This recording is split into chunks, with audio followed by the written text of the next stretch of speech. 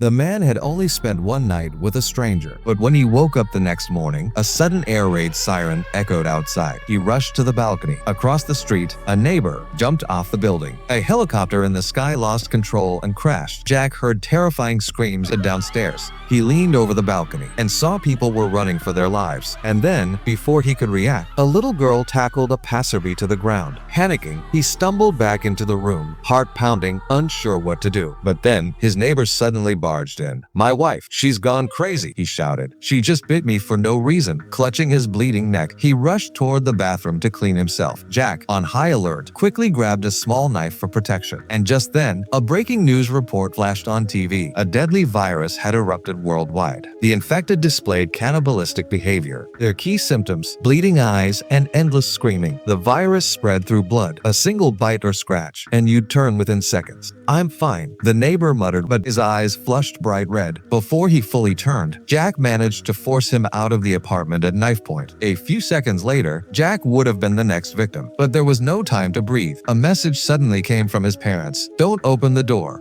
We're on our way to get you." Hope flickered in Jack's heart. If his parents were still safe, he had to hold on. He had to survive. But 6 days passed. The virus showed no sign of stopping. There was still no signal on his phone. Jack's biggest fear now was for his parents' safety. 19 more days flew by. The water supply was gone. Without clean water, survival was impossible. Luckily, Jack still had some bottled water and liquor stocked up, enough to last a little longer. But good times don't last. One night, deep in the silence, Jack heard something strange in the bathroom. Gripping a baseball bat, he crept forward to investigate. A zombie had crawled in through the ventilation shaft, but fortunately, it wasn't very smart. Jack sneaked behind it, and with one solid swing, ended the threat. Quickly, he got rid of the corpse. Then, he blocked the vent with a surfboard. Days passed. By day 41, he still had no word from his parents.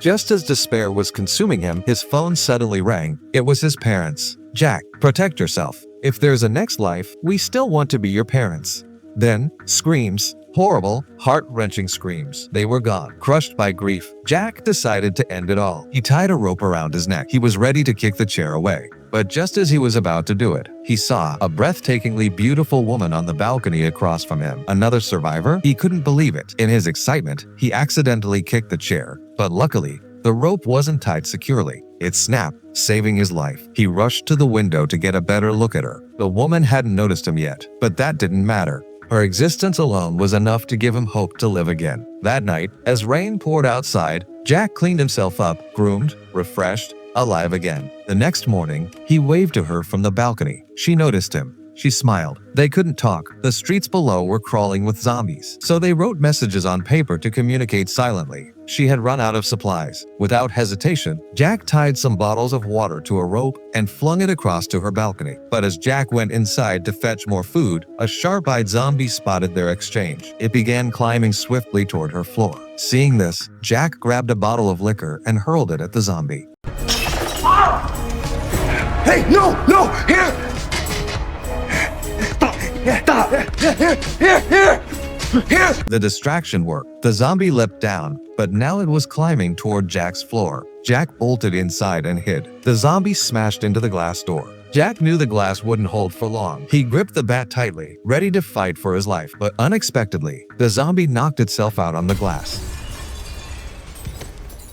Jack rushed forward and delivered the fatal blow. Short-lived relief. His food supply was running dangerously low. And now there was someone else depending on him. He had no choice. He'd have to venture out. Opening his door, he found a dead neighbor in the hallway. Quickly, he grabbed the keys from the corpse and slipped into the neighbor's apartment just before a zombie spotted him. He looted everything he could find, but there wasn't much food. However, he did find a walkie-talkie, a spark of hope. With this, he could finally talk freely with the woman. That night, he tied bedsheets together, climbed down from his balcony, and tossed the walkie-talkie up to her. Then he hurried back to his apartment, and for the first time in weeks, they finally spoke. Eva, hey!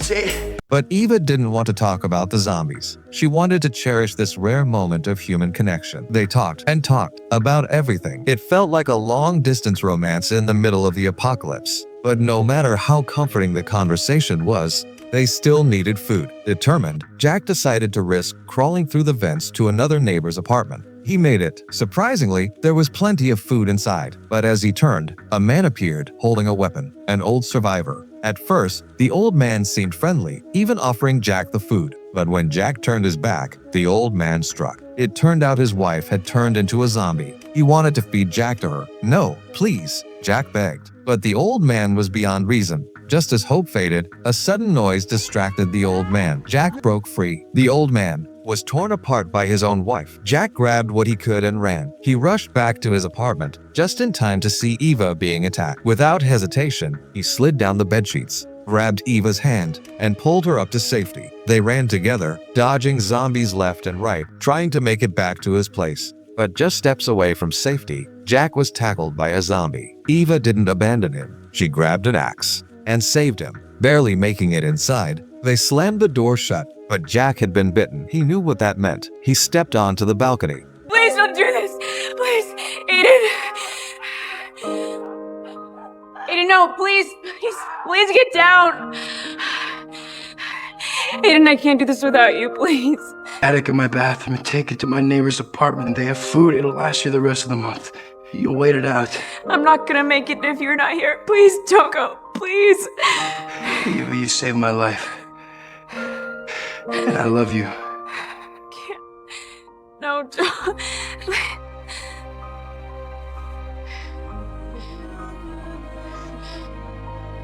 But then, no bite. It was a false alarm. He was still human. Relief washed over them both. The movie ends with the two of them side by side. Please do subscribe for more such stories.